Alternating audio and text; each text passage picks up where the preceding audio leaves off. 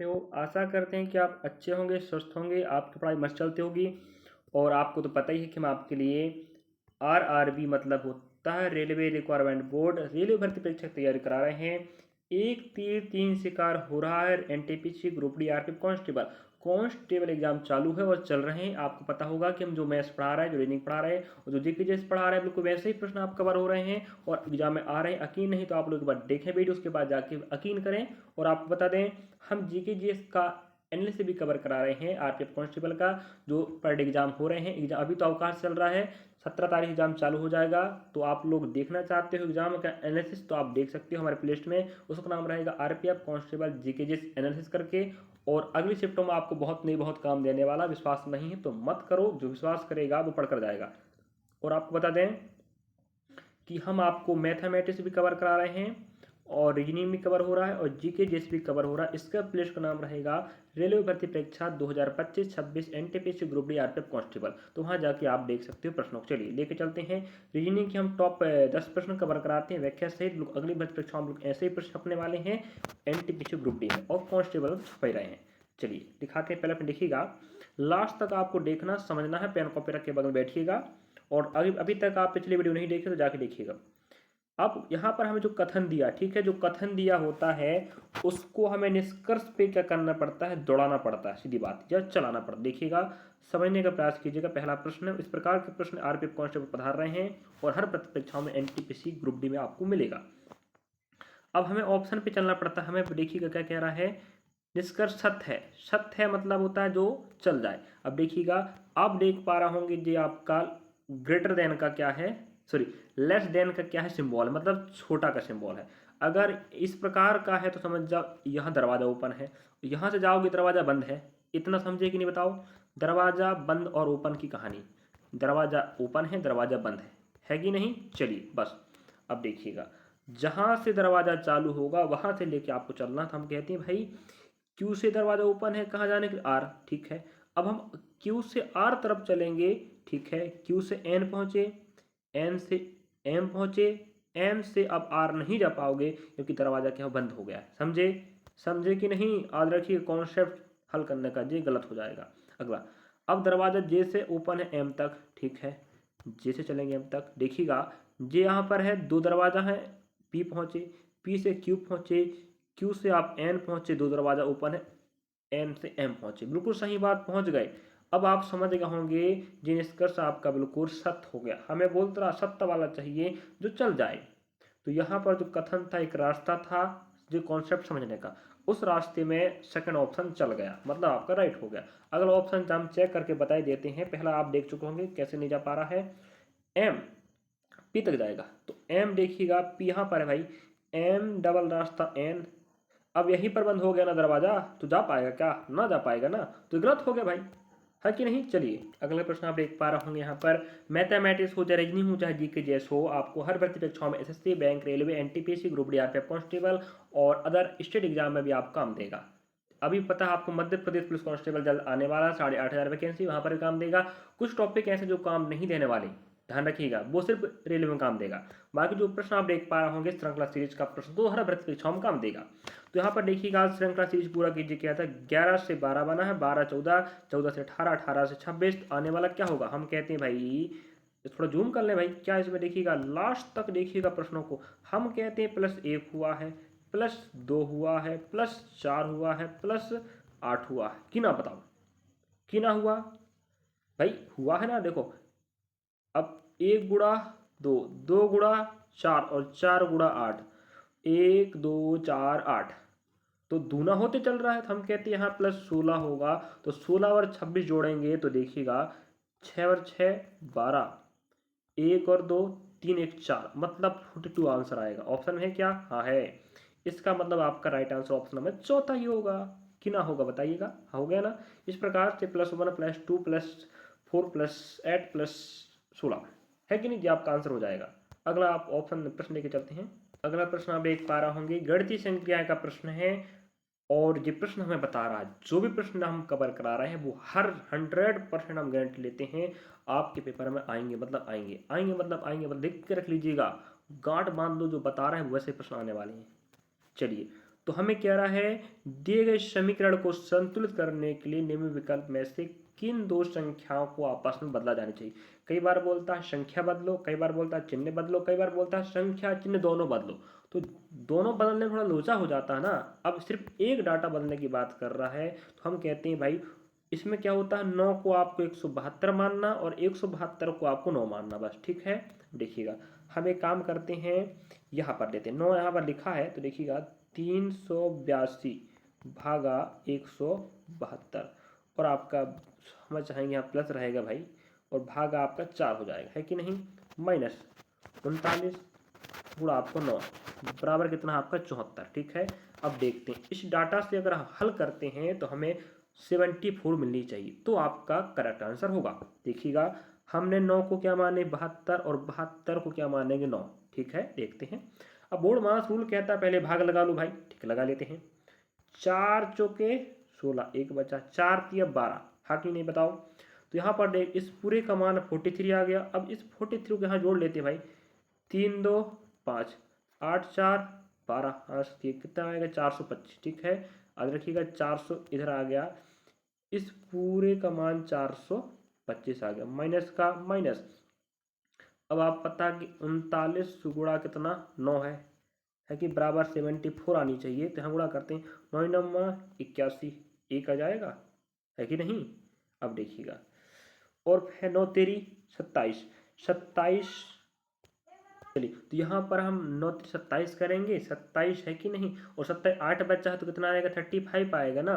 तो आप देख पा रहा हूँ यहाँ पर इस पूरे का मान 425 आया, माइनस का माइनस लग गया, और इस पूरे का आप देख रहे इसको जगह तो 9 आया ना, तो 39 गुणा 9 351 बना। अब देखते हैं 425 और 351 घटाएंगे तो भाई 5 में एक जाएगा, 4 ही बचेगा ना। अब यहाँ पर भाई 12 हो जाएगा, भाई 12 में 5 जगह 7 बचेगा, यहाँ 3 है, 3 में 3 गए 0 बचे। इस प्रकार से हमने कह दिए कि बिल्कुल प्रूफ हो गया, 74 आपका राइट आंसर हो। इस प्रकार से इस प्रश्न को हल करना थोड़ा समस्या इस बात का होगा, वो तो हमने ऑप्शन दे के आपको हल करके बता दी।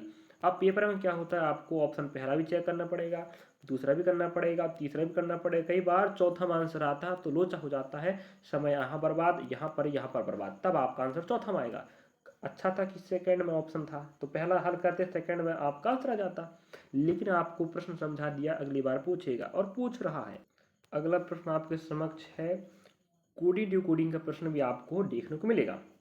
एक निश्चित कोड भाषा में प्रूफ, ठीक है, कुछ नहीं करने का, पेपर में आपको हमेशा क्रमांक लिखने का, लिखने का क्रमांक, तो हम कहते हैं भाई पी का क्रमांक 16 होता है, आर का 18 होता है कि नहीं, और ओ का 15 होता है, फिर ओ का 15 होता है, फिर इसका 6 हो जाएगा। अब हो गया, इसको क्या लिखा वो ओ पी के सॉरी एल के ए। अब इसका डिकोड करने पर हमें क्या मिलेगा भाई, ओ का क्रमांक 15 होता है, पी का 16 होता है कि नहीं, एल का 12 होता है, अब के का 11 होता है, और ए का 01 होता है। अब यहाँ पर हम दौड़ाते हैं तो हम कहेंगे भाई क्या नियम लगाते हैं, -1 -2 -3 -4 -5, किन्हें बताओ, नियम आपको समझ में आया कि नहीं।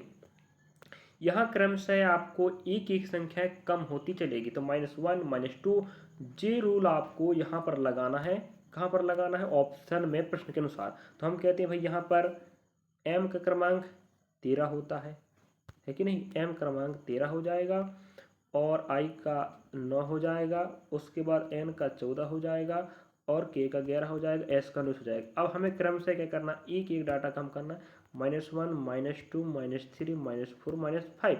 अब जैसे ही आप लोग -5 कम करोगे तो कितना बचेगा भाई, 14 तो बचेगा, है कि नहीं। 14 मतलब क्या होता है, एन होता है ना, बताओ, अभी लिखे थे ना। अब जैसे ही आप लोग इस प्रकार से आप लोग जो कम करना चाहो वो कम कर लो भाई। अब यहाँ पर हम लेके 14 में 3 जाएगा तो 11 बचेगा ना, बचेगा ना। अब देखिएगा, अब 11 मतलब के, अब देखिएगा, अब 1 1 2 3, 3 में के होगा, हम कहते हैं यहाँ पर 3 में के है, नहीं है, यहाँ पर के है, और यहाँ पर के, इसका मतलब ऑप्शन आपका पहला और तीसरा कभी आएगा ही नहीं। अब लास्ट में एन होगा, तो यहाँ पर आपका एन नहीं है, एन सिर्फ यहाँ पर आपका आंसर ही होगा।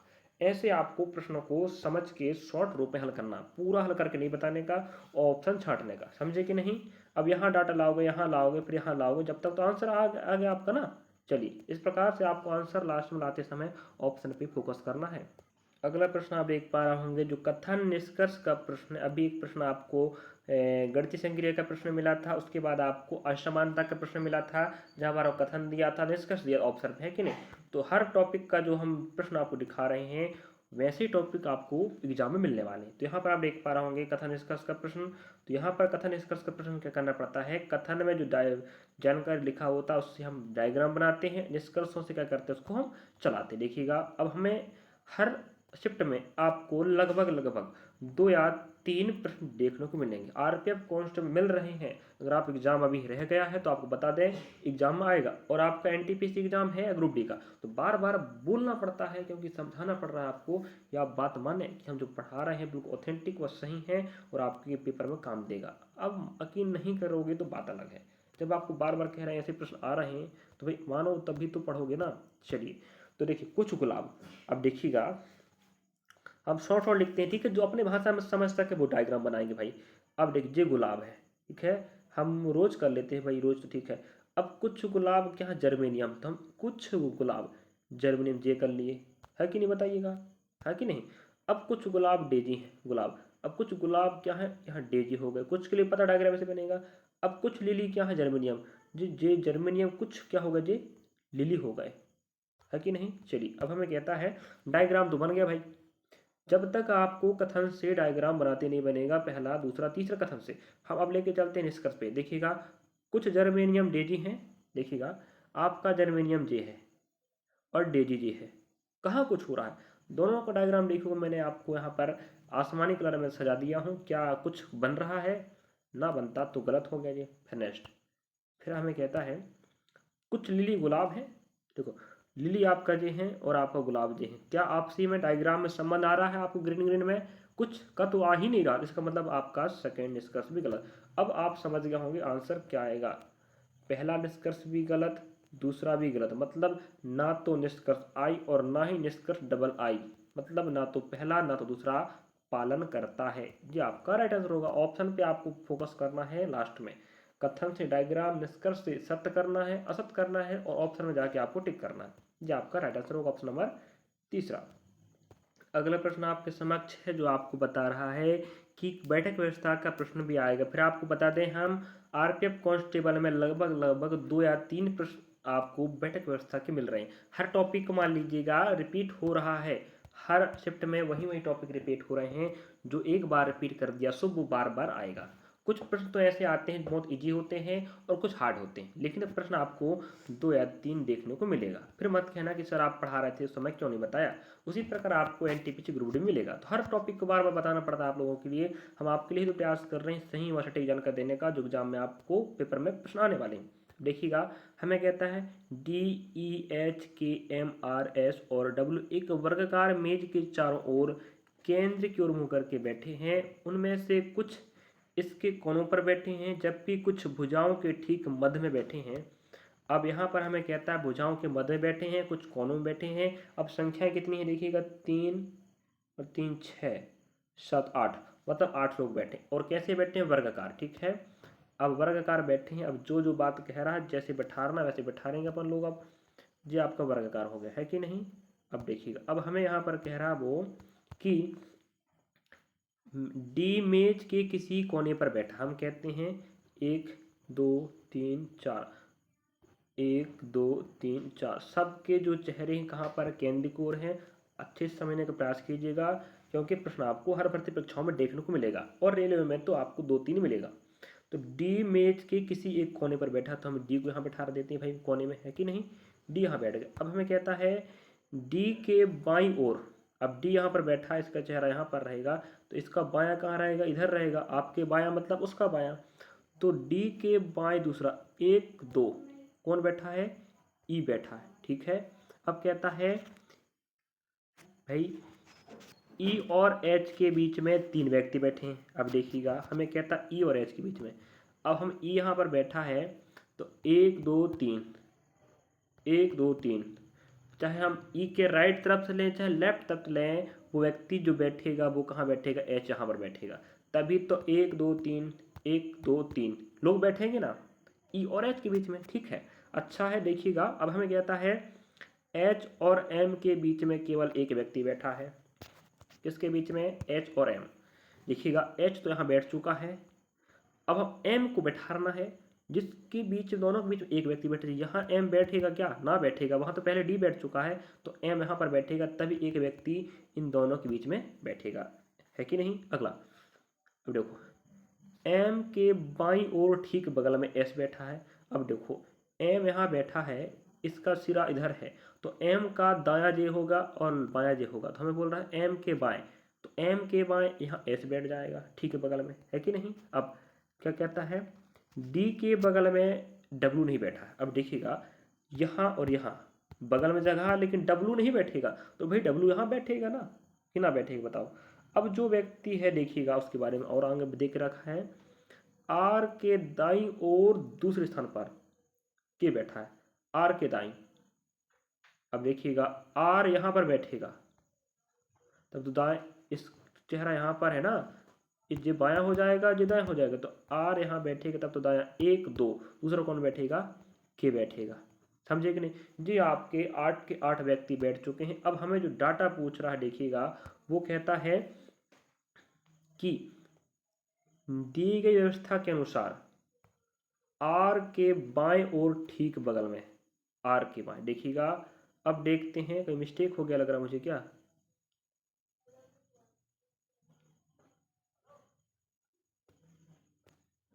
सॉरी क्षमा चाहेंगे विद्यार्थियों, थोड़ा मिस्टेक यहाँ पर हो गया है कि यहाँ आर बैठेगा ना, तभी तो आर के दाएं, आर यहाँ पर है तो सिरा यहाँ पर रहेगा, चेहरा 1 2, दाएं कौन बैठेगा, ई बैठेगा। इस बात को माफी चाहूंगा, यहाँ मिस्टेक हो गया थोड़ा सा, तो हमें आर के दाएं ई बैठा है, सॉरी के बैठा, क्षमा चाहेंगे के बैठा, ठीक है। आर के दाएं ठीक दूसरा 1 2 कौन बैठा है, के बैठा। अब हमें यहाँ पर पूछ रहा है वो के तो बैठ गया, अब कहता आर के ठीक बाएं। अब देखो आर यहाँ पर है, इसका चेहरा यहाँ पर है, ये राइट हो जाएगा, ये लेफ्ट हो जाएगा, तो आर के लेफ्ट कौन बैठा ठीक बगल में, ई बैठा है, जो ऑप्शन आपको तीसरा मिल रहा है। थोड़ा डायग्राम बनाते समय ध्यान रखेंगे, सही व सटीक बनाएंगे, तभी आपका फाइनल आंसर सही आएगा, वरना आपको मिस्टेक हो सकता है आंसर लाते समय। आंसर तो कुछ भी आएगा, ध्यान रखिएगा, समझे ना। चलिए अगले पर लेके चलेंगे, थोड़ा समय लगे विद्यार्थी। अगला प्रश्न आपके समक्ष है, हम इस प्रश्न को नहीं बताएंगे क्योंकि थोड़ा समय लंबा लगेगा, और आपको तो पता होगा इस प्रकार के प्रश्न मैं पढ़ा चुका हूं, और आपको बताया भी था कि आरपीएफ कांस्टेबल में ऐसे प्रश्न आपके आने वाले हैं। क्या आप एग्जाम देकर आ चुके हैं आरपीएफ कांस्टेबल के, आरपीएफ एसआई के, तो क्या बताइए, क्या ऐसा प्रश्न आया था एग्जाम में, आया था कि नहीं, यस या नो। अगर आया तो यस करें, कमेंट कीजिएगा, और आप क्या आपने बनाया था प्रश्न, नहीं बनाया तो बोलिएगा क्यों नहीं बनाए, और ना बनाए हो तो अच्छी बात है, और नहीं बनाओगे इस भी होमवर्क को तो आपको फिर पछताना होगा, फिर पछताना होगा। याद रखिएगा कि सर उस समय पढ़ा रहे थे, हमें बता रहे थे, हल करना पड़ेगा, पेपर में प्रश्न आ रहे हैं, हम क्यों नहीं बात मान ली, ऐसा आपको लगेगा। और हम फिर बता देते कांस्टेबल में एग्जाम में ऐसे प्रश्न आपको लगभग 2 प्रश्न पूछ रहा है। यकीन नहीं है तो जो एग्जाम देकर आ चुके हैं, आप एग्जाम दिए होंगे तो आपको तो बखूबी पता होगा।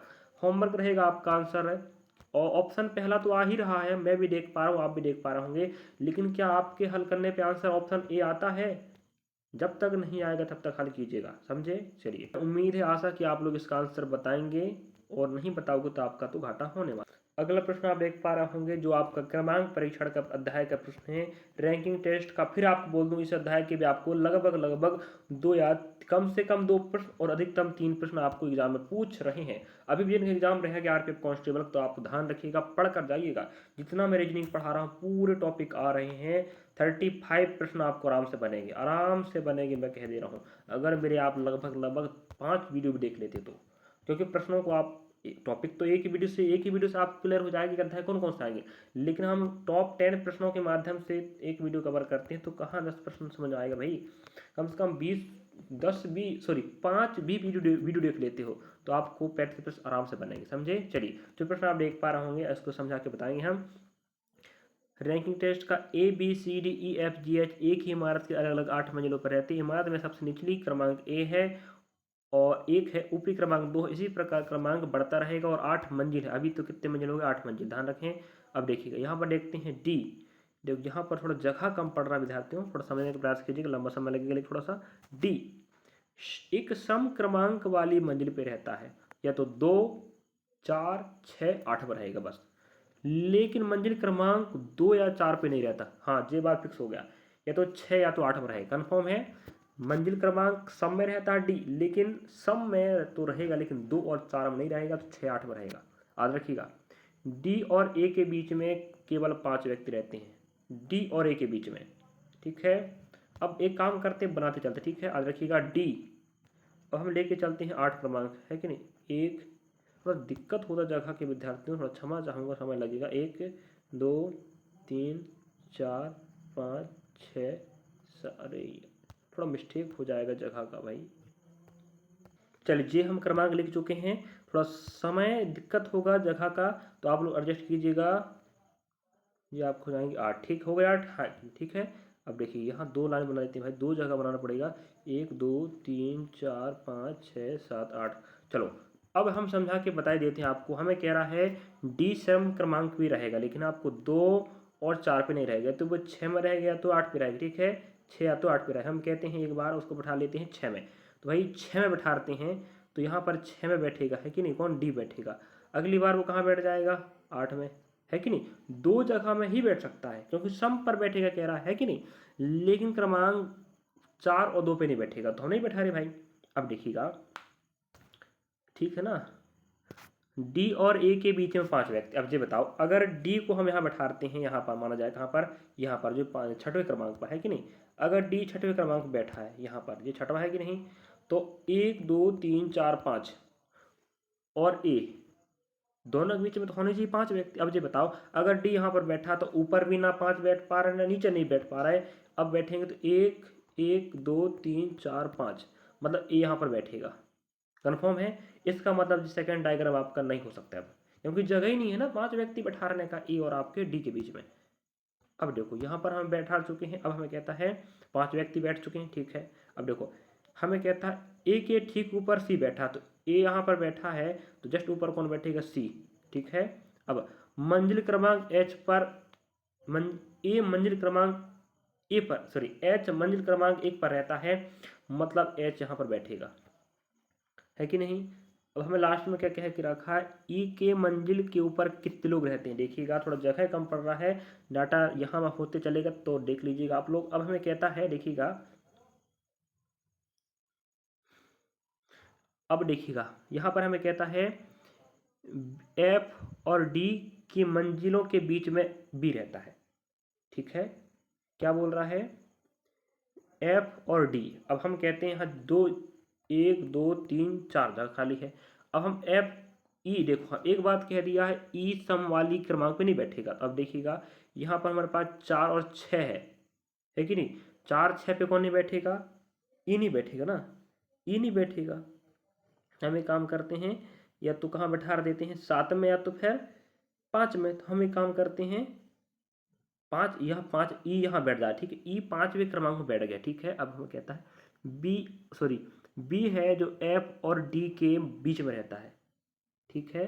बी और एफ डी के बीच में रहता है। हम कहते हैं भाई, अब देखो डी आपका यहाँ फर्स्ट क्रमांक पे है कि नहीं, तो एफ यहाँ बैठेगा, तभी तो बीच में कौन बैठेगा? बी बैठेगा। अब यहाँ कन्फर्म है कि यहाँ ई ही बैठेगा। अब जी बताओ, हमें बोल रहा था यहाँ पर कि ई के मंजिल के ऊपर कितने लोग रहते हैं। देखिएगा ई यहाँ 5 में बैठा है, 6, 7, 8, मतलब 3 लोग निवास करते हैं। कौन कौन? एफ, बी और डी। इस प्रकार से समय लंबा लगा, लेकिन हमने समझा के बताया कि कैसे प्रश्न बनता है और बनाया कैसे जाता है, और एग्जाम में छप रहे हैं, 12 बोलना पड़ रहा है, 2 या 3 प्रश्न एग्जाम में आरपीएफ कांस्टेबल आ रहे हैं। चलिए जी हाँ, आपका हल रहा। इस प्रकार से ऑप्शन क्रमांक आपको चौथा में मिल जाता, 3 लोग निवास करते हैं। अगली अगला प्रश्न आपको फिर से बैठक व्यवस्था का प्रश्न आया है। अभी इसके पहले हमने शायद क्रमांक मुझे याद नहीं आ रहा, लेकिन बैठक व्यवस्था का प्रश्न कब करवाया था, वो आपको वर्गाकार था। कई बार वर्गाकार बैठा रहेगा, कई बार आयताकार बैठा रहेगा, कई बार वृत्ताकार बैठा रहेगा, कई बार रेखीय बैठा रहेगा। तो जिस प्रकार से बैठाने की बात करता है वैसे आपको बैठा कर हल करना पड़ेगा। हम बोलता है 7 दोस्त एक बेंच पर पंक्तिबद्ध रूप में उत्तर दिशा की ओर मुंह करके बैठे हैं। लियो और बैन एक काम करते बनाते चलते। ठीक है जी, आपका पंक्ति हो गया। 7 लोग हैं तो हमें कहता है लियो और बैन। देखिएगा लियो बैन, तो लियो और बैन। अब देखो यहाँ पर कह दिया लियो बेंच के बाएं सिरे पर, जी आपका लेफ्ट है जी राइट है, जी आपका बेंच हो जाएगा। तो हमें कहता है लियो, लियो बेंच के बाएं सिरे पर, मतलब लियो सिर्फ यहाँ ही बैठेगा लास्ट में। ठीक है, अब लियो और बैन के बीच में डैन बैठा है, तो लियो यहाँ बैठ चुका है, तो यहाँ भाई कौन होगा, बैन होगा। और बीच में कौन होगा, बीच में आपका डैन होगा, बीच में डैन होगा, है कि नहीं। लियो और बैन के बीच में, तो लियो और जो बैन के बीच में कौन बैठा, डैन। ठीक है, और लियो बैठा बिल्कुल बाएं सिरे पर। अब कहता है देखिएगा जो बैठ चुका है उस पर लेके चलिएगा पहले, है कि नहीं। अब हम कहता है हैरी दाएं सिरे से, देखिएगा अब 1 2 3 4 5 6 7, अब 7 ही तो लोग हैं ना। अब 7 में आप पता 1 2 3 4 5 6 7, अब 3 लोग तो बैठ चुके हैं भाई, लेकिन अब 4 लोग रह गए हैं। तो अब हमें कहता है देखिएगा दाएं सिरे से तीसरे क्रमांक पर है, तो 1 2 3 कौन बैठेगा, हैरी। भाई दायां जे है कि नहीं, दाएं सिरे से तीसरा 1 2 3 हैरी बैठा है। अब कहता है टिम और हैरी के बीच में पीटर बैठा है। अब देखो भाई टिम हैरी, अब हैरी जे है और टिम जहां पर बैठेगा उसके बीच में पीटर बैठेगा। तो यहाँ अगर पीटर बैठता है तो फिर टिम कहाँ बैठेगा भाई, तो टिम यहाँ बैठा देते हैं, तभी पीटर कहाँ बीच में बैठ जाएगा, है कि नहीं। इस तरफ जगह ही नहीं है ना, वहाँ तो पहले से कौन बैठ चुका है, कौन, बैन। अब हमें जो व्यक्ति बचा वो कहाँ बैठेगा, जगह खाली वाले पर, तो कौन बैठा है, फ्लिप्ड। तो जो एफ कर देते फ्लिप्ड, ठीक है, जो फ्लिप्ड बैठा है यहाँ पर खाली स्थान पर। अब फ्लिप्ड के बाएं और ठीक बगल में कौन बैठा है, देखिएगा जो आपका राइट तरफ है और जो आपका लेफ्ट तरफ। तो जो फ्लिप्ड आपका जे है इसके जस्ट लेफ्ट तरफ कौन बैठा है, आप देख पा रहे होंगे, बैन। ऑप्शन नंबर आपका इधर राइट होगा। क्या मिल पा रहा बैन, हाँ बिल्कुल आपका राइट होगा। ऐसे प्रश्न आपकी एग्जाम में छप रहे हैं। चलिए तो आपने समझा सीखा पढ़ा होगा। अगला प्रश्न लेके चलते हैं हम। अगला प्रश्न आप देख पा रहे होंगे, फिर से आपको क्रमांक परीक्षण का प्रश्न आया। मैं बार बार बोल रहा हूँ, आपको गांठ बांध लो। 2 3 प्रश्न आपको बार बार रिपीट होंगे और वही पैटर्न फॉलो कर रहा है जो मैं पढ़ा रहा हूँ। चलिए बार बार कहना पड़ता, आप कहोगे सर बार बार अपना अपना वो बताते रहते हो। भाई आपके दिमाग में बैठाना पड़ रहा है ना, आप देख रहे हो हमें सीख रहे हो, तो हमारा आप हम भरोसा कर रहे हो ना, जो हम डाटा देंगे वो सही देंगे, जो एग्जाम में काम देगा, इसलिए तो बार बार कहना पड़ता है। चलिए जो हमसे आप जुड़ रहे हो बहुत अच्छी बात है, हम आपके लिए सही और सटीक जानकारी देने का हर समय प्रयास करूंगा, और मेरी बात तो आपको मानना पड़ेगा, तभी आप लोग अच्छी पढ़ाई कर पाओगे। चलिए 6 मित्र हैं LMNOPQ, एक ही इमारत के 6 अलग अलग मंजिलों पर रहते हैं। इमारत में सबसे निचली क्रमांक 1 है, उसके ऊपर 2 रहेगा, इसी तरह क्रमांक बढ़ता रहेगा तो 6 क्रमांक रहेंगे। एम और क्यू मंजिल की बीच वाली सॉरी एम और क्यू की मंजिल के बीच वाली मंजिल पर ओ रहता है। एल और पी मंजिलों के बीच वाली पंक्ति पर एन रहता है। क्यू एल की मंजिल के ऊपर वाली किसी मंजिल पर रहता, ओ किस मंजिल पर रहता। अब ऑप्शन आपको मिल रहा पहला मतलब 5वीं, ओ का क्रमांक 5वीं है। अब हम आपको यह प्रश्न होमवर्क देते हैं, अगर सभी प्रश्न हम ही हल करवाएं तो आप लोग क्या करोगे, सिर्फ देखने का काम करते, मुझे पता है आप लोग कभी ऐसा ना हुआ हो आप लोग कमेंट करके आंसर बताएं सर आंसर जी आएगा ऐसे ऐसे लाना पड़ेगा, तो आप लोग क्यों नहीं करते मेहनत। मैं आपके लिए दिन रात मेहनत कर रहा हूँ भाई, मैथ्स का, रीजनिंग का, जी के जिस का, और फिर आपको जी के जिस का एनालिसिस कवर करा रहा हूँ RPF कांस्टेबल का। और हम ऑफलाइन क्लास भी लगाते हैं, रिकॉर्ड वीडियो भी अपलोड करते हैं, तो वक्त समय लगता है, हम आपके लिए हर समय प्रयास कर रहे हैं आपको जानकारी मिले, है कि नहीं। चलो चलिए आप पढ़ते रहिएगा बढ़ते रहिएगा, हम आपके साथ हैं। और वीडियो आप कैसा लगा, तो हमने आपको टॉप रीजनिंग के 10 प्रश्न कवर करवाए हैं जो आपको हर भर्ती परीक्षाओं में, रेलवे की बात कर, रेलवे की हर भर्ती परीक्षा में आप काम देगा और अदर भर्ती परीक्षाओं में भी आप काम देने वाला है। मिलेंगे नेक्स्ट पार्ट के साथ। धन्यवाद आपका, आपने हमें देखा और आप हमें देख रहे हैं, आप हम पर विश्वास कर रहे हो, तो हम विश्वासघात आपके साथ कभी नहीं करेंगे। और हम प्ले लिस्ट का नाम बता चुके हैं, जहाँ आपको 2 प्रकार के प्ले लिस्ट मिलेंगे जो आपको भर्ती परीक्षा में तैयारी करने में मदद करने वाले हैं। और शेयर अवश्य करें, कमेंट करें, वीडियो कैसा लगा। चलिए, धन्यवाद आपका।